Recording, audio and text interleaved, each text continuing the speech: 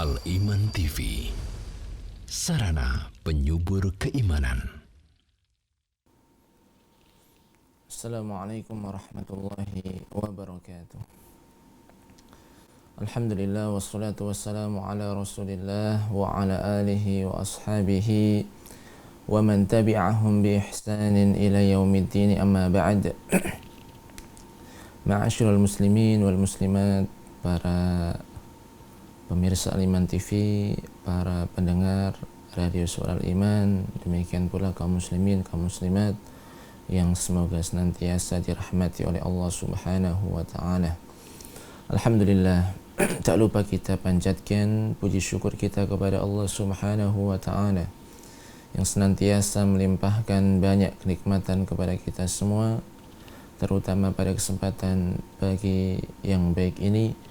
Allah Subhanahu wa ta'ala masih memberikan taufik kepada kita semua, memberikan kemudahan kepada kita semua untuk bisa beribadah kepada Allah Subhanahu wa ta'ala, untuk bisa menuntut ilmu agama yang mana ini adalah kenikmatan yang amat agung yang harus kita syukuri.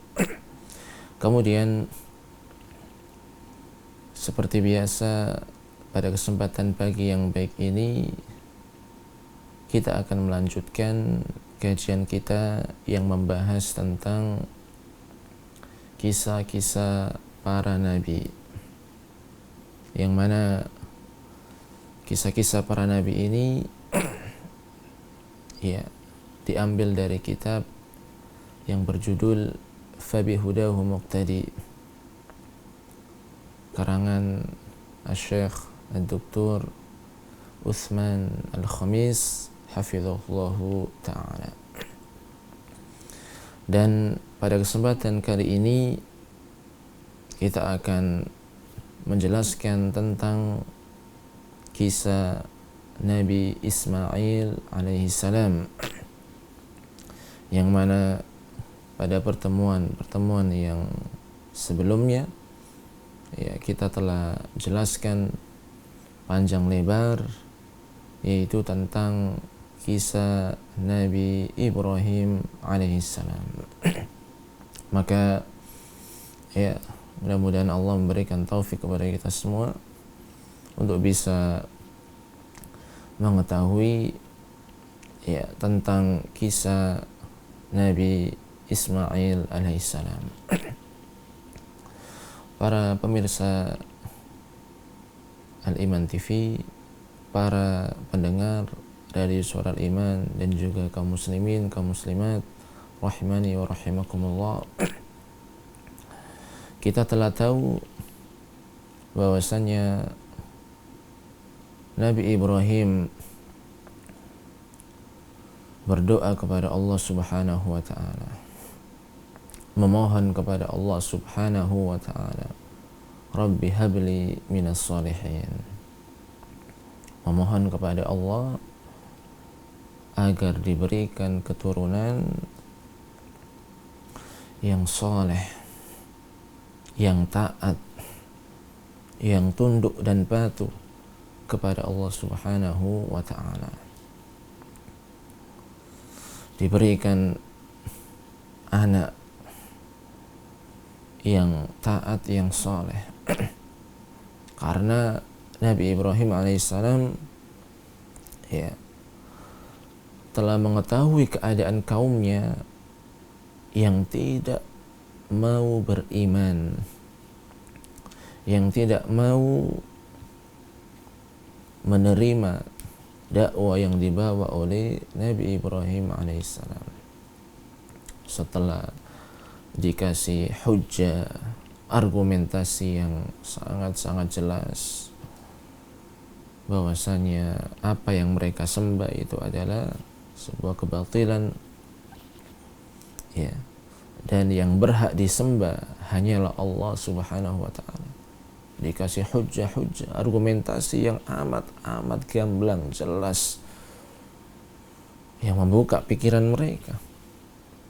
Tapi ternyata mereka tetap ingkar, mereka tetap kufur kepada Allah Subhanahu wa ta'ala, mereka tetap fanatik, yaitu mengikuti agama nenek moyang mereka. Makanya Nabi Ibrahim alaihissalam memohon kepada Allah, Rabbi habli minas salihin. Wahai Rabbku, berikanlah untukku keturunan-keturunan yang soleh, yang taat, yang patuh, yang tunduk kepadamu. Maka Allah subhanahu wa ta'ala memberikan kabar gembira kepada Nabi Ibrahim alaihissalam dengan seorang anak yang penyabar. Dalam ayat berikutnya, yaitu surat As-Saffat ayat 101, ya, Allah berfirman, fabasyarnahu bighulamin halim. Maka kami berikan kabar gembira kepada Nabi Ibrahim. Apakah kabar gembira tersebut? Bighulamin halim. Kami kasih kabar gembira kepada Ibrahim alaihissalam dengan seorang anak yang penyabar. Dan di sini para ulama menjelaskan bahwasanya ghulam di sini, anak yang penyabar di sini adalah Ismail alaihissalam. Karena sebagaimana dijelaskan oleh Al-Imam Ibnu Katsir rahimahullahu ta'ala dalam tafsirnya, ya, beliau mengatakan fa innahu awwal waladin busyira bihi Ibrahim. Bahwasanya dimaksud, ya, ghulam, anak dalam ayat ini adalah Ismail alaihissalam, karena Ismail adalah anak pertama yang Allah jadikan kabar gembira bagi Ibrahim alaihissalam. Ismail adalah anak pertama dari Nabi Ibrahim alaihissalam. Ya, bahkan Al-Imam Ibnu Katsir menukilkan, menjelaskan dalam tafsirnya, ya, masih disebutkan dalam kitab-kitab ahli kitab, ya, disebutkan dalam kitab ahli kitab bahwasannya ketika Ismail lahir, maka Nabi Ibrahim berumur 86 tahun. Dan ketika Ishak itu lahir, maka Nabi Ibrahim berumur 99 tahun. Ya, jadi ada selisih sekitar 13 tahun. Ya, yaitu Nabi Ismail dulu terlahir, setelah itu Nabi Ishak alaihissalam. Ya, maka dari sini Allah subhanahu wa ta'ala mengijabai doa Nabi Ibrahim alaihissalam, yang mana Nabi Ibrahim alaihissalam memohon kepada Allah agar diberikan keturunan yang saleh, dan Allah mengabulkan doa Nabi Ibrahim, yaitu Allah memberikan kabar gembira dengan seorang anak yang penyabar, yaitu Ismail alaihissalam. Dan telah kita jelaskan pada pertemuan-pertemuan yang sebelumnya bagaimana Ismail alaihissalam itu terlahir, demikian pula kehidupan dari Nabi Ismail alaihissalam mulai masih bayi, ya, kemudian tumbuh dan besar, ya, bersama kabilah Jurhum, ya, kemudian Allah menguji Nabi Ibrahim dan juga Nabi Ismail, ya, agar Nabi Ibrahim menyembelih Nabi Ismail alaihissalam. Demikian pula ya kita telah jelaskan bagaimana Nabi Ibrahim alaihissalam mengunjungi anaknya Ismail alaihissalam untuk menanyakan keadaan istrinya bagaimana, kehidupan rumah tangganya bagaimana, sebanyak 2 kali. Demikian pula kita telah jelaskan Nabi Ibrahim diperintahkan oleh Allah untuk membangun Ka'bah bersama anaknya yaitu Ismail alaihi wassalam. Ya, dan itu sudah kita jelaskan secara detail ya, ketika kita membaca, ketika kita menceritakan kisah Nabi Ibrahim alaihissalam. Yang mana intinya ketika Allah Subhanahu wa taala mengabulkan doa yang dipanjatkan oleh Nabi Ibrahim alaihissalam yang menginginkan agar diberikan keturunan, maka lahirlah Ismail alaihissalam dari rahim Hajar, sehingga ya Sarah merasa cemburu. Lalu Allah perintahkan Nabi Ibrahim untuk hijrah, membawa Hajar ibunda dari Nabi Ismail dan juga membawa Ismail yang masih bayi, yang masih disusui, dibawa oleh Nabi Ibrahim alaihissalam di sebuah lembah yang tidak ada tanaman, yang tidak ada orang, yang tidak ada air, yang tidak ada rumah, gersang. Ya. Ibrahim alaihissalam menempatkan ibunda Ismail dan juga Nabi Ismail yang masih kecil, yang masih bayi di tempat tersebut. Lalu ditinggal oleh Nabi Ibrahim alaihissalam. Ya, makanya Hajar terheran-heran dengan apa yang dilakukan oleh Ibrahim alaihissalam. Ya, kenapa engkau tinggalkan kami di sini dengan membawa bekal seadanya? Ya, yaitu kurma dan juga minuman yang sangat terbatas. Apakah ini perintah Allah? Maka jawaban Nabi Ibrahim, ya, ini adalah perintah Allah. Maka dengan yakinnya Hajar, ya, sungguh Allah tidak akan pernah menelantarkan kita. Ya, lalu pergilah Nabi Ibrahim alaihissalam.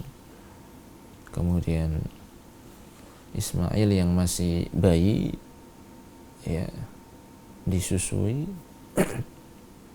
Kemudian perbekalan habis sampai Ismail alaihissalam yang masih bayi itu menangis, meronta-ronta. Ya. Kemudian Hajar berusaha untuk mencari. Naiklah ke Bukit Sofa. Ya. Kemudian turun, naik lagi ke Bukit Marwah sampai 7 kali. Ya, setelah itu mendengar ada suara, yaitu suara malaikat Jibril. Ya. Kemudian ternyata Allah memberikan pertolongan kepada Hajar dan juga Ismail alaihissalam. Ya, malaikat Jibril, ya, yaitu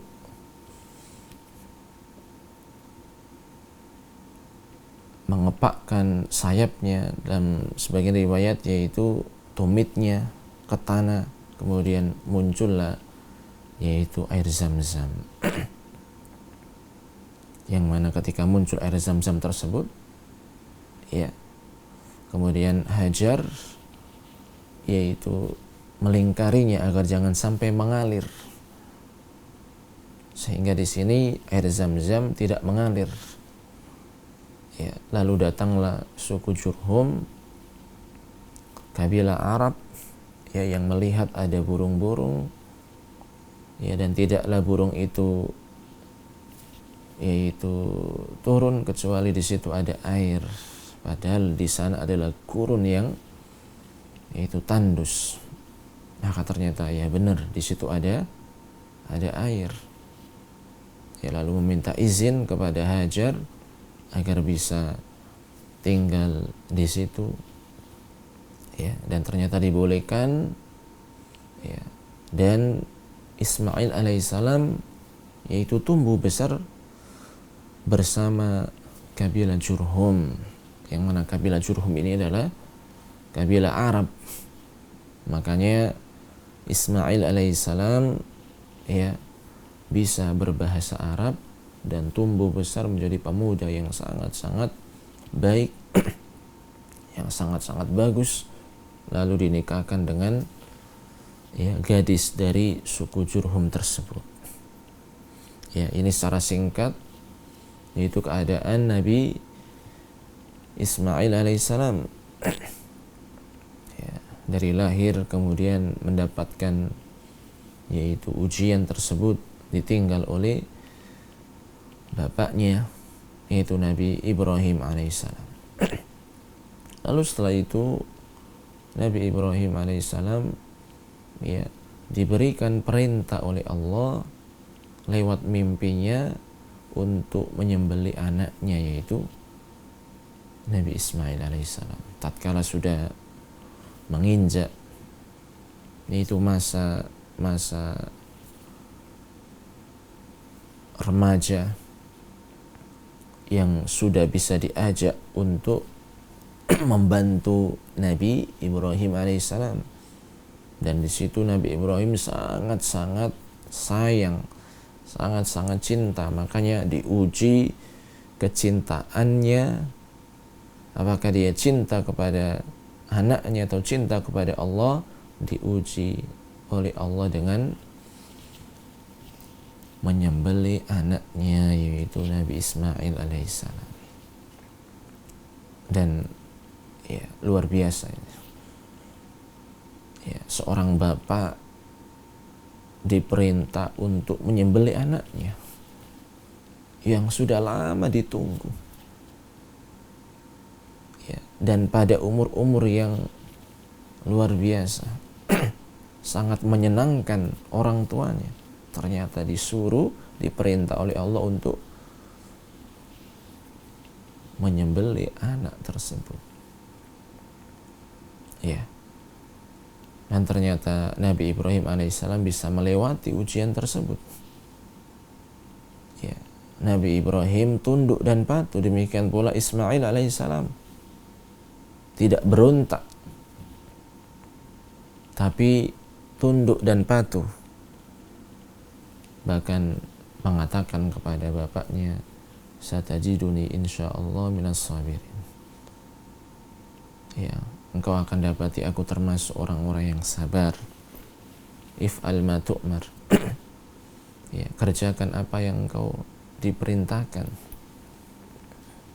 ya, aku termasuk orang-orang yang sabar, ya. Maka luar biasa, ya. Dan ternyata ketika ujian ini berhasil, ya, Nabi Ibrahim mendapatkan gelar Khalilullah, kekasihnya Allah, karena memang benar-benar, ya, cinta kepada Allah Subhanahu wa taala. Kecintaan kepada Allah di atas segala-galanya. Khalilullah. Ya, demikian pula, ya, dalam kehidupan Nabi Ismail alaihissalam ya juga pernah dikunjungi oleh Nabi Ibrahim alaihissalam ketika sudah berumah tangga, ya, maka Nabi Ibrahim menjenguk anaknya untuk mengetahui keadaan dia dan rumah tangga, apakah baik atau tidak, bagaimana istrinya. Dan ternyata kunjungan yang pertama, ya, itu tidak bertemu dengan Nabi Ismail alaihissalam tidak bertemu dengan anaknya, tapi bertemu dengan istrinya, dan ternyata istrinya akhlaknya buruk, menceritakan hal-hal yang buruk, kehidupannya juga buruk, rumah tangganya juga buruk. Maka Nabi Ibrahim menitipkan sebuah pesan agar pintu rumahnya dirubah, artinya ceraikan istrimu ini. Ya. Nah, setelah itu berlalu waktu, Nabi Ismail pun menikah ya dengan wanita yang lain. Ya. Lalu Nabi Ibrahim mengunjungi lagi untuk kedua kalinya, dan ternyata tidak ketemu dengan Ismail alaihissalam, ketemu dengan istrinya saja. Ya. Lalu setelah itu ditanya tentang keadaan suaminya, ditanya tentang keadaan rumah tangganya bagaimana. Ternyata istrinya ya ini menceritakan keadaan yang baik, ya, rumah tangga yang bagus, ya, tidak seperti yang pertama. Maka Nabi Ibrahim menitipkan sebuah pesan ya agar tetap dipertahankan, jangan dicerai seperti istri yang sebelumnya. Ya, itu termasuk yaitu kisah dari kehidupan Nabi Ismail alaihissalam. Demikian pula Nabi Ismail ya diajak oleh bapaknya Nabi Ibrahim alaihissalam untuk membangun Ka'bah. Ya, membangun Ka'bah berdua atas perintah Allah Subhanahu wa taala, dengan penuh keikhlasan, dengan penuh ketundukan. Namun setelah selesai dari membangun Ka'bah, tetap berdoa kepada Allah, mudah-mudahan Allah menerima amal-amal yang dilakukan oleh Nabi Ibrahim dan Nabi Ismail. Ya, padahal kita tahu keikhlasan Nabi Ibrahim, keikhlasan Nabi Ismail alaihissalam, akan tetapi tetap berdoa kepada Allah agar amalan tersebut diterima oleh Allah Subhanahu wa ta'ala. Ini yang harus kita teladani, ini yang harus kita contoh. Ya, jangan sampai kita ujub dengan apa yang sudah kita lakukan dari amal-amal ketaatan. Jangan sampai kita ujub dengan puasa kita, sholat kita, bacaan Quran kita. Yang kita ini saja manusia biasa, bukan nabi, bukan rasul. Tapi kadangkala kita merasa ujub, sudah melakukan ini, ibadahnya ini, ibadah ini, ibadah itu. Ya, maka kita contoh Nabi Ibrahim dan Nabi Ismail alaihissalam, ya, agar kita yaitu terus merasa harap-harap cemas dari tidak diterimanya amal kita, ya, sehingga kita berharap kepada Allah agar amal-amal kita diterima oleh Allah Subhanahu wa ta'ala. Ya. Kemudian di antara penjelasan tentang Nabi Ismail alaihissalam, bahwasanya Allah Subhanahu wa ta'ala menyebutkan dalam surat Maryam ayat 54 55, wadhkur fil kitabi Ismail. Maka ceritakan tentang Nabi Ismail dalam Al-Quranul Karim. Innahu kana sadiqal wa'di wa kana rasulan nabiyya. Sesungguhnya Nabi Ismail alaihissalam adalah orang yang benar dalam janji, dan juga Nabi Ismail adalah rasulan nabiyya, seorang rasul, seorang nabi. Ya. Maka Allah Subhanahu wa taala menjelaskan tentang sifat Nabi Ismail alaihissalam, shadiqul wa'di, orang yang benar dalam janji. Dan juga Ismail alaihissalam seorang rasul dan seorang nabi. Wa kana ya'muru ahlahu bis-shalah waz-zakah wa kana 'inda rabbih mardiyya. Dan Ismail alaihissalam dahulu memerintahkan keluarganya untuk melaksanakan, untuk menegakkan salat, untuk mengeluarkan zakat. Dan Nabi Ismail alaihissalam orang yang diridhai di sisi Rabb-nya. Subhanallah. Ya, ini adalah keterangan-keterangan yang Allah jelaskan dalam Al-Quranul Karim tentang sifat-sifat dari Nabi Ismail alaihissalam. Memerintahkan keluarganya untuk sholat, untuk zakat, ya. Dan juga Ismail alaihissalam adalah orang yang diridhai di sisi Rabb-nya. Al-masyhur annahu ursila ilal Arab.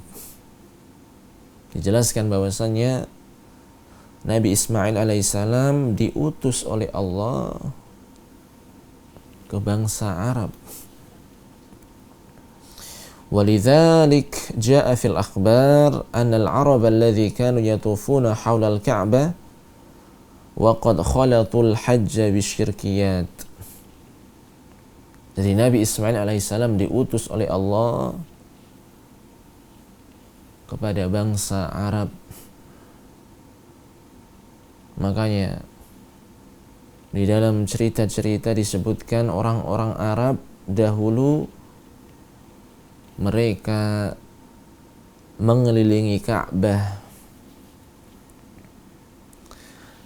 dan mereka mencampur ibadah haji dengan amalan-amalan kesyirikan. Khalatul hajja bisyirkiyat. Jadi mereka menunaikan haji dan dicampur, dimasukkan di dalamnya amalan-amalan, perbuatan-perbuatan syirik. Fawada'u 'indal marwati sanama wa 'indas safa sanama wa wada'u dakhilal ka'bati asnama wa fawqaha wa hawlaha. Ya. Jadi orang-orang Arab ini mencampurkan hal-hal yang syirik ke dalam haji. Dan di antara buktinya adalah mereka meletakkan berhala di Bukit Marwah.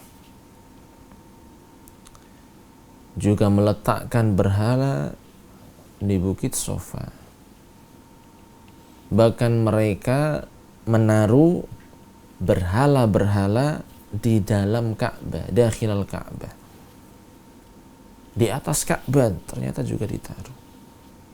Kemudian haulaha, sekeliling Ka'bah itu juga ditaruh, yaitu berhala-berhala. Wa kanu yatufuna bil bait yughannuna wa yusfiqun wa yusfirun. Dan mereka tawaf mengelilingi Ka'bah dalam keadaan bernyanyi dan bertepuk tangan. Makanya dalam surat Al-Anfal ayat yang ke-35, wa ma kana salatuhum 'indal baiti illa muka'an wa tasdiyah. Ya, dan tidaklah salat mereka, ibadah mereka di sisi Ka'bah kecuali hanya siulan dan tepuk tangan. Ya. Jadi ini yang dilakukan oleh orang-orang Arab, mencampur adukkan haji dengan perbuatan-perbuatan syirik, menyembah yaitu berhala, dan perbuatan-perbuatan syirik yang lainnya. Lakin aslal hajj mawjudun indahum, idzan hum ala dini Ismail salawatullahi wasalamuhu alaih. Jadi memang ya secara asal ibadah haji itu ada pada mereka, akan tapi sudah dicampur-campur dengan ritual-ritual kesyirikan, perkara-perkara yang syirik. Talbiyahnya ditambah, ya, dan juga di situ Ka'bah dipasang, yaitu berhala-berhala dipasang di Ka'bah. Ya, sehingga tercampur yaitu yang namanya kesyirikan. Tapi ada perintah untuk haji. Ya, dan mereka ala dini Ismail. Mereka ini di atas agamanya Nabi Ismail. Jadi mereka harusnya mengikuti agama yang dibawa oleh Nabi Ismail alaihissalam, agama tauhid. Akan tetapi mereka ternyata melakukan perbuatan-perbuatan syirik. Di antara sebabnya adalah ya, waqad dzakara an-nabiy sallallahu alaihi wasallam anna awwala man ata bil asnam ila Makkah huwa Amr ibn Luhay al-Khuzai. Kenapa kok orang-orang Arab ini mereka melakukan haji kemudian dicampur-campur dengan ritual-ritual kesyirikan, penyembahan kepada berhala? Karena telah dijelaskan oleh Rasulullah bahwasanya yang pertama kali membawa berhala-berhala ke kota Makkah itu adalah Amr bin Luhay al-Khuzai. Lama kanat Khuza'ah tahkum Makkah qabla Quraisy. Yang mana Khuza'ah ini ya, yang menguasai Makkah sebelum Quraisy. Ya. Jadi Khuza'ah yang berkuasa sebelum Quraisy berkuasa. Lah Amr bin Luhay ini ya, ketika pergi ya, ja'a biha Amr bin Luhay min Jeddah. Ya, itu ketika safar atau pergi, dan di Jeddah ya, di situ Amr bin Luhay membawa patung-patung berhala-berhala tersebut, didatangkan dari Jeddah kemudian dibawa ke Makkah. Ja'a biha Amr bin Luhay min Jeddah thumma abadatha al-arabu ba'da dhalik. Dibawa ke Makkah ya, bahkan tadi dipasang di Ka'bah, di dalamnya, di atasnya, di sekelilingnya, di sofa, di Marwah. Akhirnya bercampur itu. Ibadah haji bercampur dengan ritual-ritual kesyirikan. Dan yang pertama kali membawa berhala-berhala tersebut adalah Amr bin Luhay. Nah, karena berkuasa, maka orang-orang Arab ya, mereka patuh dan tunduk.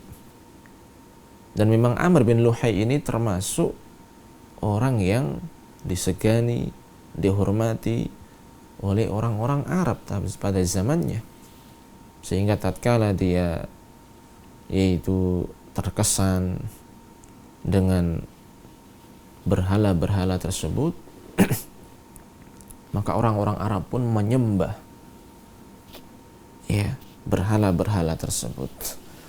Tsumma abadat hal Arab ba'da dzalik. Maka dari sini ya secara asal orang-orang Arab ini berada di atas agama Nabi Ismail alaihissalam. Karena Nabi Ismail ya, itu adalah diutus kepada bangsa Arab.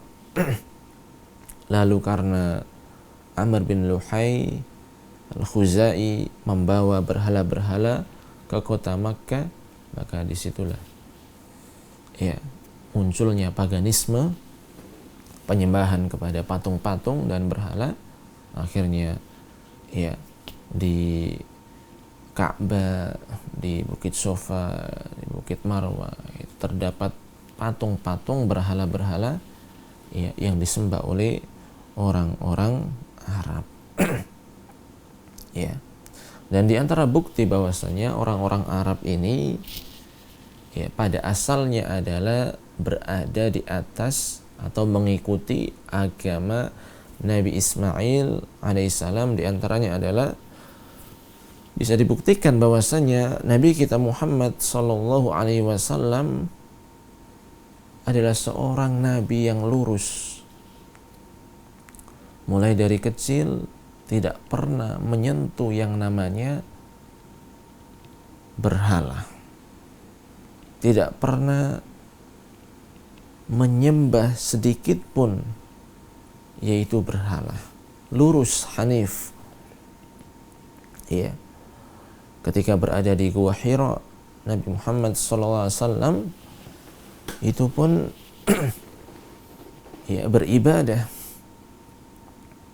Ya, beribadah dengan apa-apa yang Allah buka kepada beliau sallallahu alaihi wasallam, meskipun Nabi Muhammad sallallahu alaihi wasallam tidak mengetahui secara tafsil, secara terperinci tentang syariat-syariat Allah. Makanya dalam surat Ad-Duha, wa wajadaka dhalan fahada, bahwasanya Nabi Muhammad sallallahu alaihi wasallam di awal-awal sebelum mendapatkan wahyu masih belum tahu ya tentang perincian-perincian syariat. Ya. Kemudian Allah kasih hidayah, fahada. Allah jelaskan ya melalui wahyu. Ketika diangkat sebagai nabi, diangkat sebagai rasul, maka setelah itu ya wahyu turun kepada Rasulullah dan tahu tentang perincian-perincian tafasil asy-syara', perincian-perincian yaitu hukum-hukum dalam syariat agama Islam ini.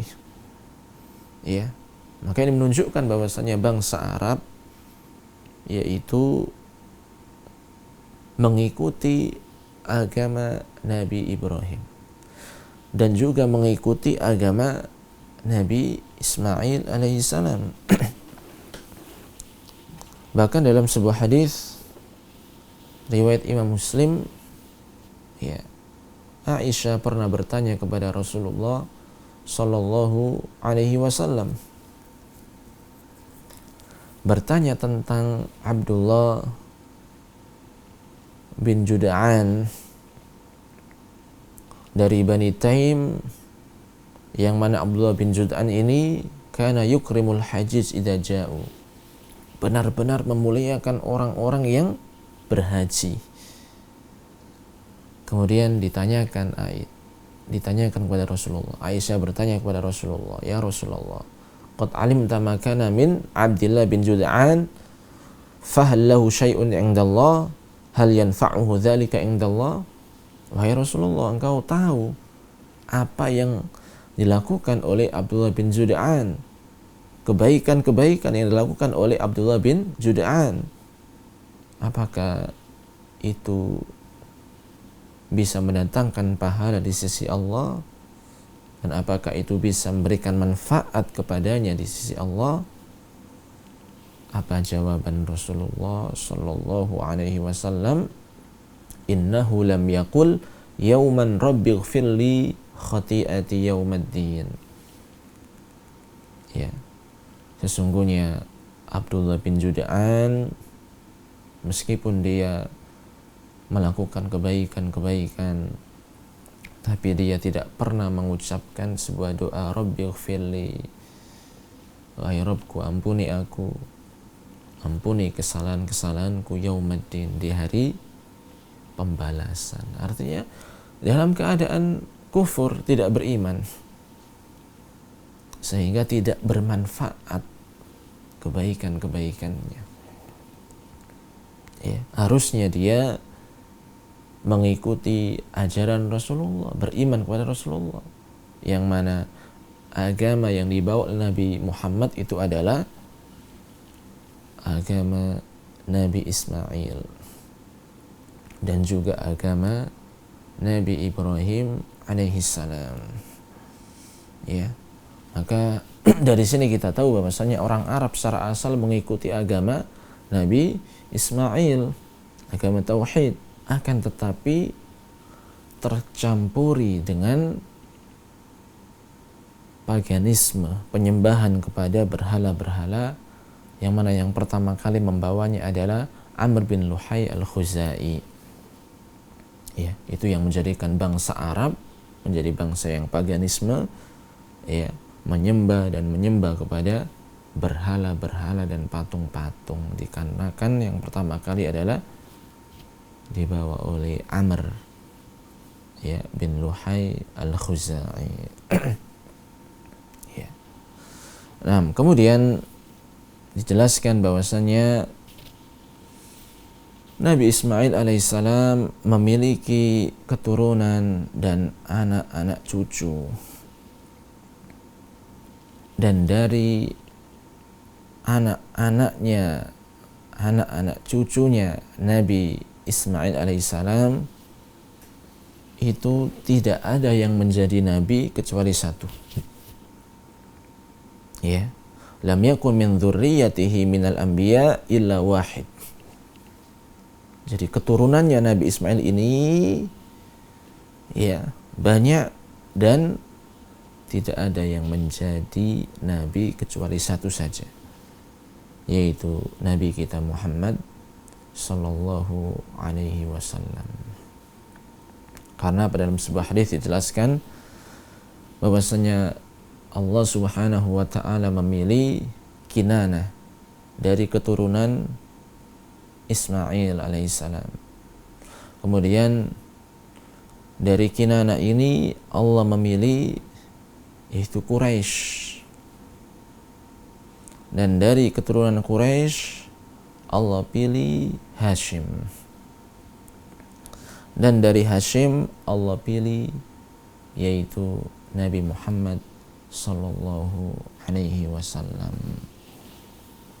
Ya, maka keturunan Nabi Ismail alaihissalam yang menjadi nabi hanya satu, yaitu Nabi Muhammad sallallahu alaihi wasallam, dan nabi kita adalah nabi yang terakhir, penutup para nabi dan manusia yang paling mulia, bahkan makhluk yang paling mulia di sisi Allah Subhanahu wa ta'ala. Ya. Nah, ini yang bisa kami sampaikan pada kesempatan pagi hari ini, yaitu tentang kisah dari Nabi Ismail alaihissalam, yang mana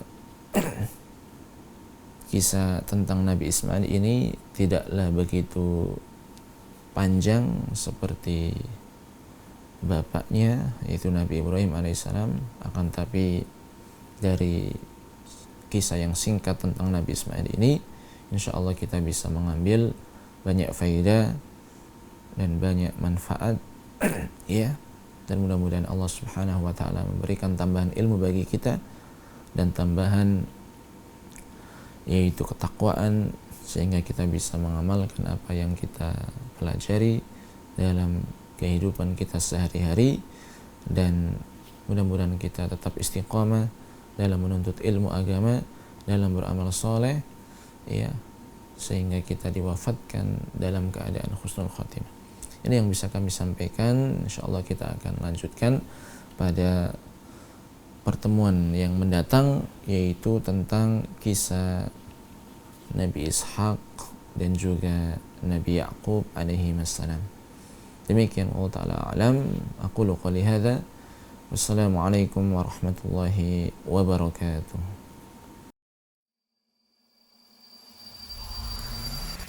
Al Iman TV, sarana penyubur keimanan.